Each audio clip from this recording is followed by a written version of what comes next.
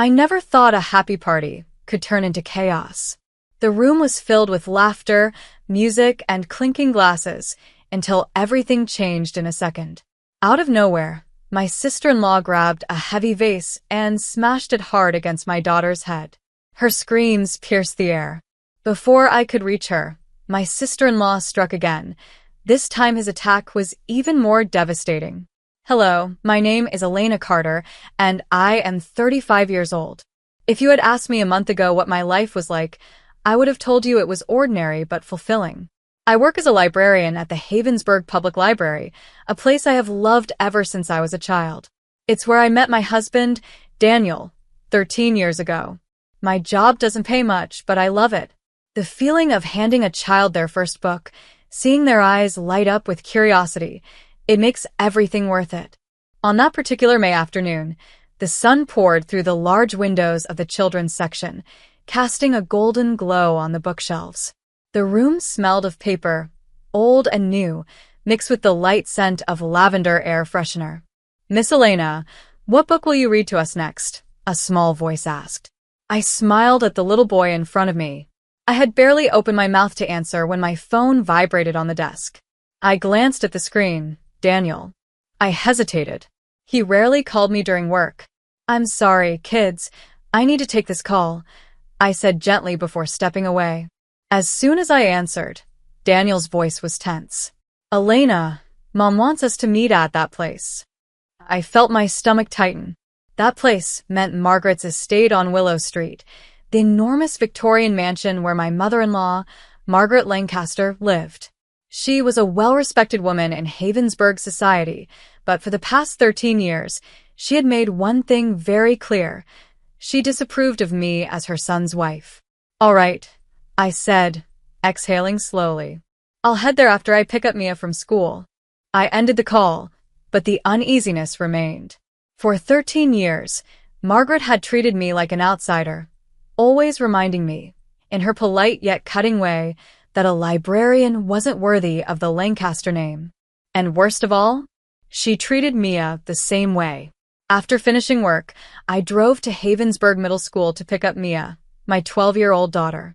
She was waiting by the school gate, her backpack slung over one shoulder.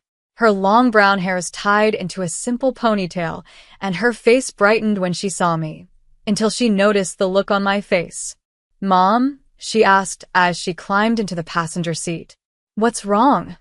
I forced a small smile. Nothing, sweetheart. We just have to make a quick stop before going home.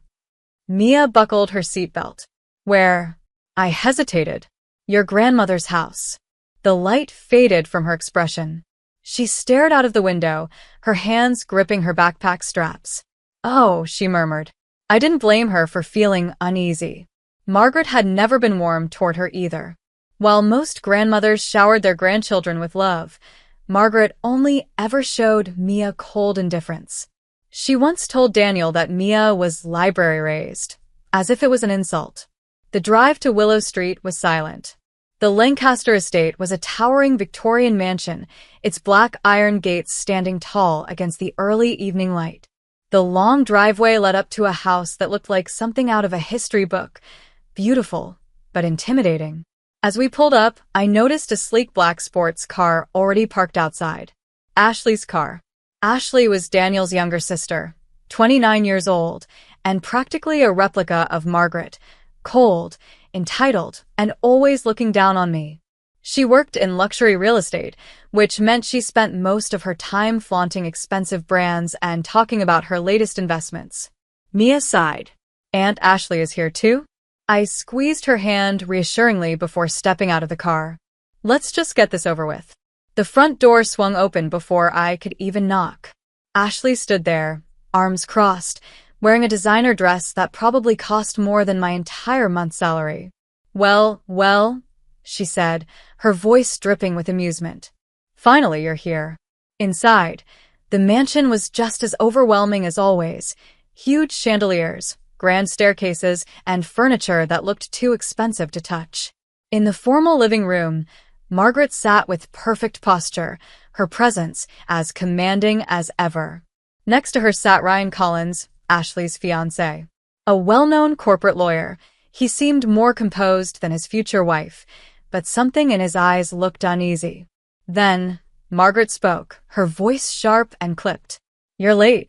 I took a deep breath, keeping my expression neutral. "I was at work," I replied evenly. Margaret gave a thin-lipped smile, her sharp eyes scanning me like a critic inspecting a painting. "Of course. The library." She said it as if it were something distasteful. Daniel, my husband, was already sitting on the couch. He looked at me, then at Mia, his fingers laced together as if bracing himself for whatever was coming next. Ashley took a seat beside Ryan, tossing her designer handbag on the couch carelessly. Her expensive perfume filled the air as she flicked her long, manicured nails against her phone screen. Margaret reached for a small velvet box on the coffee table in front of her and opened it with a deliberate slowness. The moment she did, the room seemed to hold its breath. Inside the box sat a stunning diamond and sapphire bracelet, a masterpiece of glistening stones, carefully arranged in a delicate yet powerful design. It sparkled under the chandelier's glow, casting reflections across the polished marble floor. "This," Margaret said smoothly, "is the Lancaster family's heirloom, a bracelet that has been passed down for generations." I stared at it. The bracelet was breathtaking, but more than that, it was worth a fortune. Ashley leaned forward with a smug smile. "It's valued at $200,000. Mia's eyes widened slightly, though she remained silent. Margaret closed the box with a soft snap and looked at Ashley. "As the eldest daughter, this was meant for me," Ashley announced, her voice laced with arrogance. "And I will be wearing it at my wedding." Of course. This whole meeting was about the wedding. Ryan shifted uncomfortably in his seat, offering Ashley a weak smile. Something about his expression seemed off, but I couldn't place it. Margaret's gaze flickered toward Mia, then back to me. "Make sure your daughter understands that this bracelet is not something to be touched." The air in the room grew colder. I felt Mia stiffen beside me. The implication was clear. She thought Mia wasn't trustworthy enough to be near something so valuable. Anger simmered inside me, but I kept my voice steady. Mia would never touch something that isn't hers. Margaret's eyes held that same icy judgment. I would hope so. I clenched my jaw, resisting the urge to respond with something I'd regret. Instead, I gently squeezed Mia's hand, silently reassuring her. Daniel, as expected, said nothing. Ashley smirked. "Well, we'll see you both tomorrow at the church. Try not to be late this time." Margaret dismissed us with a simple wave of her hand. The conversation was over. As Mia and I left the mansion, I exhaled deeply, tension still knotted in my chest. I had no idea that this bracelet would soon become the center of a storm that would destroy the Lancaster family's reputation forever. The next day, the Lancaster wedding was set to take place at St. Helena's Cathedral, a grand old church in the heart of Havensburg. The sky was a clear, brilliant blue, sunlight streaming through the tall stained glass windows as guests filled the pews. The venue was extravagant, exactly as Margaret would have wanted. Dozens of high-profile guests from the city's elite had gathered, including corporate executives, lawyers, and politicians. Mia stood beside me in her pale pink dress, looking elegant yet nervous. She had been excited about the wedding, despite everything, but I could tell she was on edge. "Mom," she whispered as I adjusted her hair clip, "everything will go well today, right?" I smiled at her, though a faint unease gnawed at me. "Yes, sweetheart. It'll be a beautiful ceremony." Or at least, that's what I hoped. In the main hall, I spotted Ryan at the altar, dressed in a classic black tuxedo. He looked sharp, but his jaw was tight, his expression unreadable. Something felt off. Ashley, the bride, was still in the preparation room, making last-minute adjustments to her gown. Margaret was with her, overseeing everything like a royal advisor. Then, a loud, piercing scream echoed through the cathedral. The entire room went silent. My bracelet is gone." The voice belonged to Ashley. Within moments, Margaret, Ryan, and several guests rushed toward the preparation room, with Daniel, Mia and me following behind. Inside, Ashley stood in front of a luxurious vanity mirror, her face twisted in panic. Her hands were trembling, her perfectly manicured nails clutching the air as if trying to grab something invisible. "The bracelet," she gasped, turning toward the crowd forming at the doorway. "My diamond bracelet. Someone stole it." Gasps filled the room. Margaret's face turned pale. "What do you mean it's stolen?" "I left it right here on the dressing table while I was fixing my veil," Ashley insisted, pointing to the empty spot. "And now it's gone." Silence hung heavy in the air, tension crackling like an electric wire. Then, Ashley's wide eyes suddenly locked onto Mia. The shift was instant. Her face darkened with accusation. "That child," she shouted, her voice shaking with fury. A stunned murmur swept through the guests. Mia's eyes widened in shock. "What? No. I didn't. I saw her come into the room earlier," Ashley continued, pointing at my daughter with trembling fingers. "She took it. That girl stole my bracelet."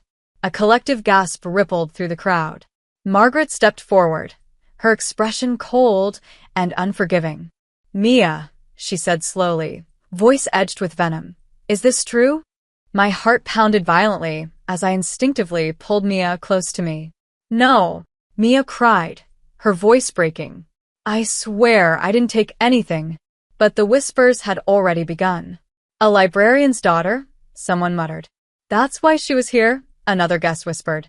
Margaret folded her arms, a cruel glint in her eyes. "It makes sense. People raised around books never have much money." Perhaps the temptation was too strong. A raw, fiery rage surged through me. "Mia would never steal from anyone," I said firmly, my voice shaking with restrained fury. "And you know that." But Ashley was already stepping forward, her face contorted in fury. "You little liar," she shrieked. Before I could react, she grabbed a porcelain vase from the vanity and swung it straight at Mia's head. The impact was brutal. The vase shattered instantly, and Mia collapsed to the floor with a cry of pain. Blood trickled down her forehead. The room froze. Gasps echoed through the cathedral, some in shock, others in horror. "Ashley!" Ryan shouted, his voice laced with disbelief. Daniel, who had been silent for far too long, finally snapped. His face twisted with fury as he stepped between Ashley and Mia. "Are you out of your mind?" he thundered. "You just hit a child." Ashley's chest heaved with rage, but before she could open her mouth, "Someone call the police." Daniel's voice boomed. The room remained frozen in shock, Ashley still panting with rage, her hands trembling. Mia lay on the floor, blood trickling from the cut on her forehead. I dropped to my knees, cradling my daughter's face as she whimpered in pain. "Sho, baby, I've got you," I whispered, my hands shaking as I wiped the blood from her skin. Meanwhile, Daniel stood firm, his eyes burning with anger. I said, "Someone call the police," he demanded again, his voice thundering through the room. A hushed murmur swept through the guests. No one had ever seen Daniel Lancaster, Margaret's son, the man who had always avoided confrontation, this furious before. Ashley took a step back, her confidence faltering for the first time. She's lying. She stole my bracelet." But then, a new voice cut through the chaos. "No, she didn't." Everyone turned. Ryan stood there, his jaw clenched, his expression one of pure disgust. "Ashley, stop lying," he said coldly. "We both know what really happened." Ashley's face twisted in shock. "What?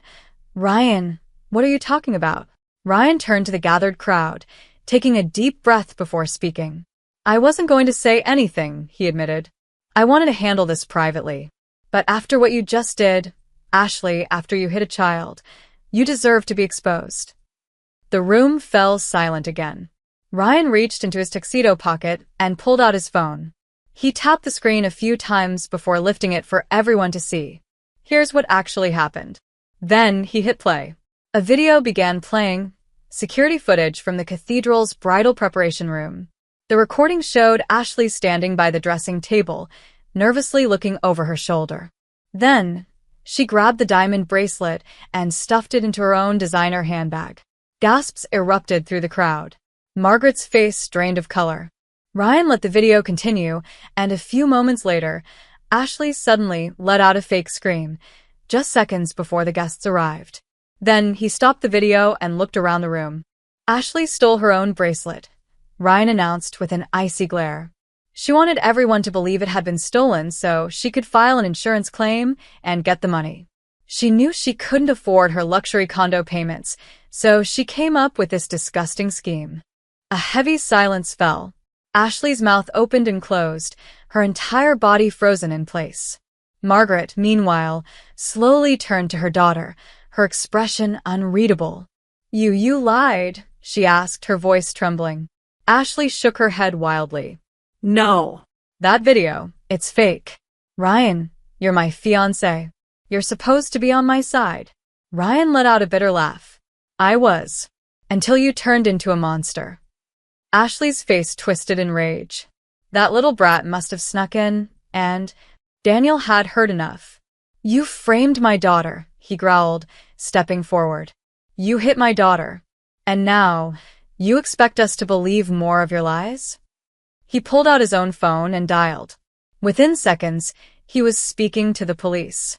"Yes, I'd like to report an assault and a fraudulent insurance scheme," he said firmly. "We have evidence." Ashley stumbled backward, panic setting in. "Mom," she cried, looking at Margaret. "You're not going to let them do this to me, are you?"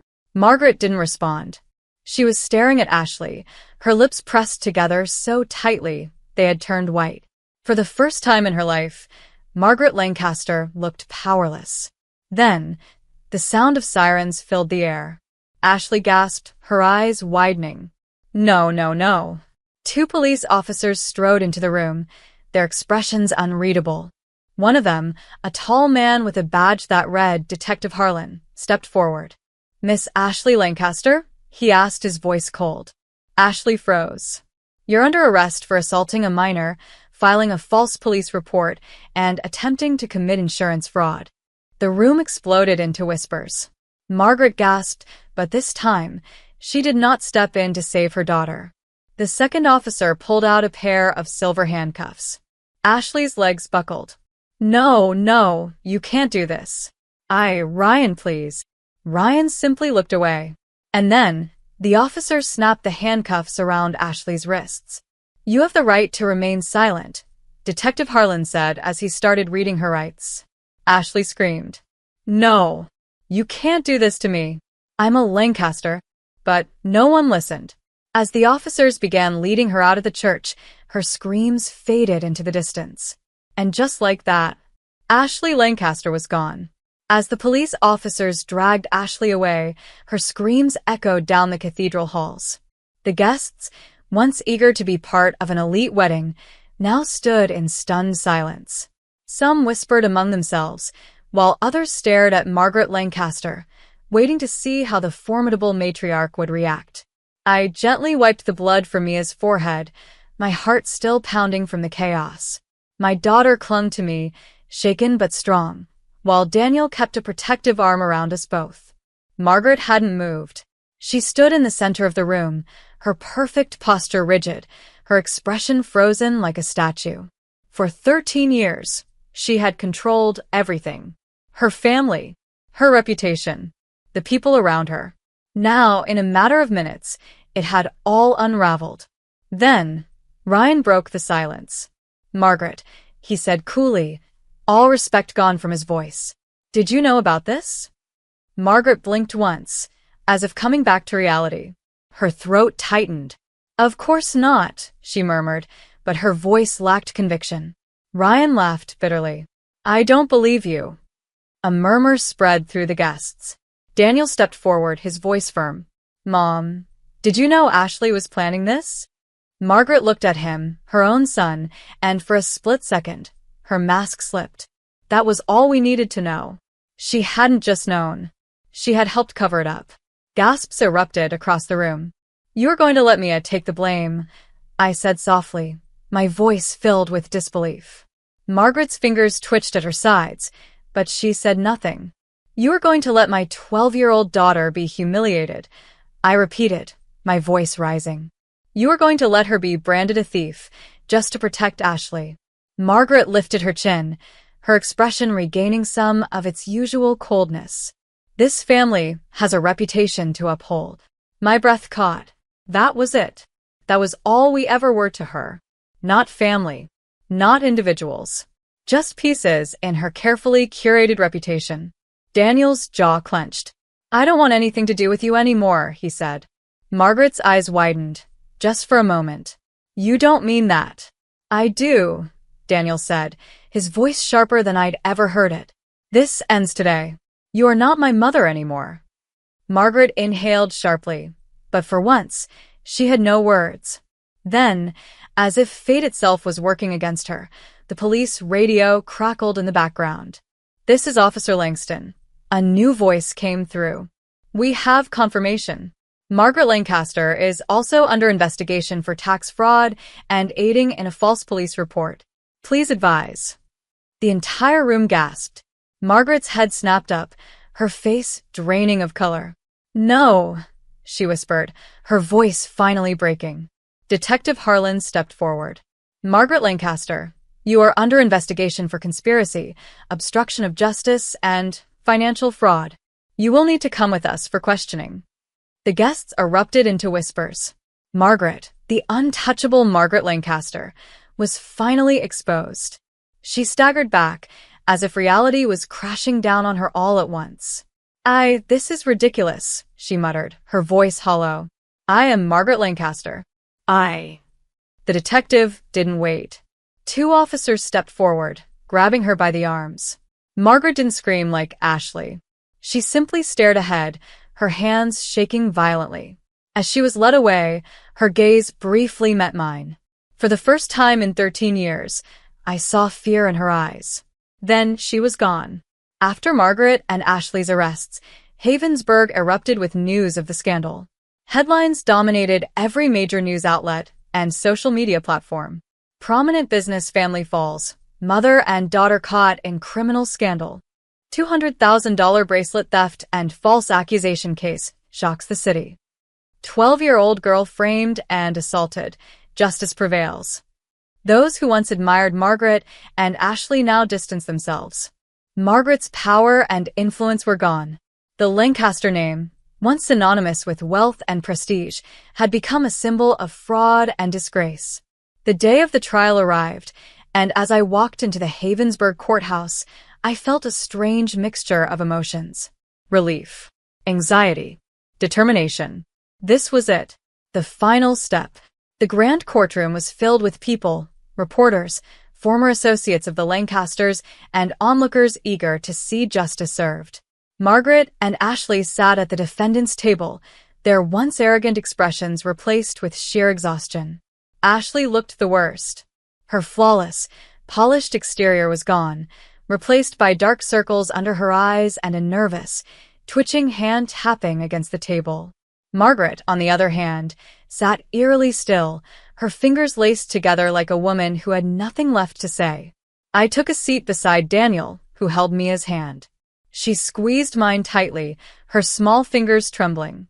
You okay, sweetheart? I whispered. She nodded, but I could tell she was nervous. This was the day she would finally get her justice. The judge entered, and the trial began. The prosecutor laid out the evidence against Ashley in devastating detail. CCTV footage, witness statements, the fraudulent insurance claim. One by one, the facts came out, and each piece felt like another nail in Ashley's coffin. The moment that shook the room the most? The footage of her attacking Mia. As the video played, I heard the gasps echoing through the courtroom. The sight of a grown woman smashing a vase on a 12-year-old girl's head was sickening. Mia tensed beside me, lowering her head slightly. I wrapped an arm around her protectively. Ashley looked humiliated. She stared at the table, refusing to meet anyone's gaze. The insurance company's investigator testified next, explaining how Ashley had staged the bracelet theft to claim insurance money, a desperate move to cover her luxury condo payments. It was undeniable. She was guilty. The judge turned to Ashley. Do you have anything to say for yourself before sentencing? Ashley shot up from her seat, her face red with anger. This isn't fair, she shouted. I'm a Lancaster. I can't go to prison. The courtroom fell into stunned silence. I exhaled slowly. She still didn't understand. The judge looked unimpressed. Miss Lancaster, your status means nothing in this courtroom.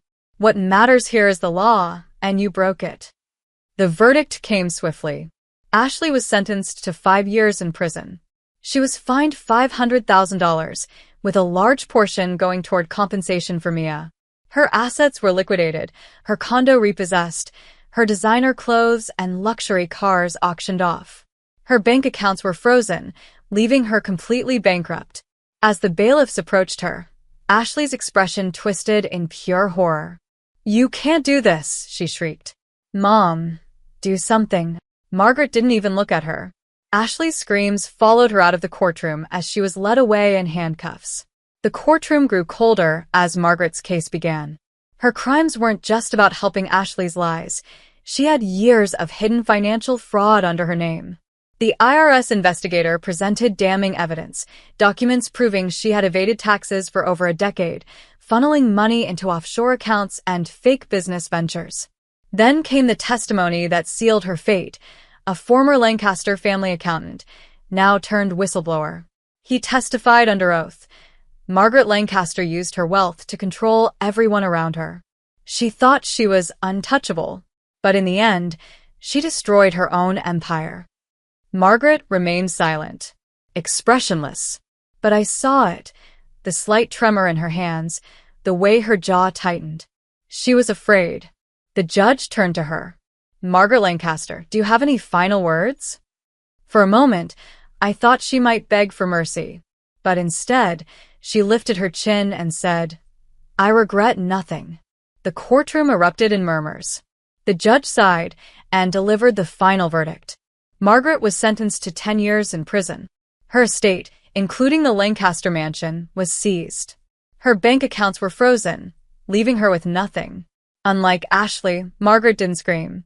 She simply stood up, adjusted her expensive coat, and walked out of the courtroom without looking back.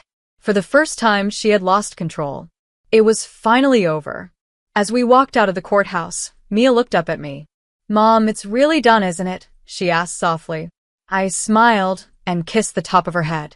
Yes, sweetheart. It's over. Daniel took a deep breath, then let it out, his shoulders lighter than I had ever seen them. No more Lancasters, he said. No more looking over our shoulders. I looked at my husband and daughter, the people who truly mattered. We weren't just free from Margaret and Ashley. We were finally free to live. A month after the trial, life was peaceful. Mia was happy. She smiled more. She laughed more. Daniel had become the father Mia always needed. He spent time with her, protected her, and never hesitated to stand up for her again. And me? I returned to my job at Havensburg Public Library, where I truly belonged. One quiet afternoon, I was shelving books when a group of children ran up to me. Miss Elena. Miss Elena. I turned, smiling. What's up, little bookworms? Mia stood among them, grinning proudly. Mom, can I do today's storytelling? She asked. I looked at her, my brave, strong daughter, the girl who had faced so much and still stood tall. Of course, sweetheart, I said, stepping aside. Mia took a deep breath, then turned to the children, opening a book. Today's story is called The Truth Always Comes Out. As she began to read, sunlight streamed through the library's tall windows, casting a golden glow over the room. The Lancaster name had fallen, but we had risen. And this was our happy ending.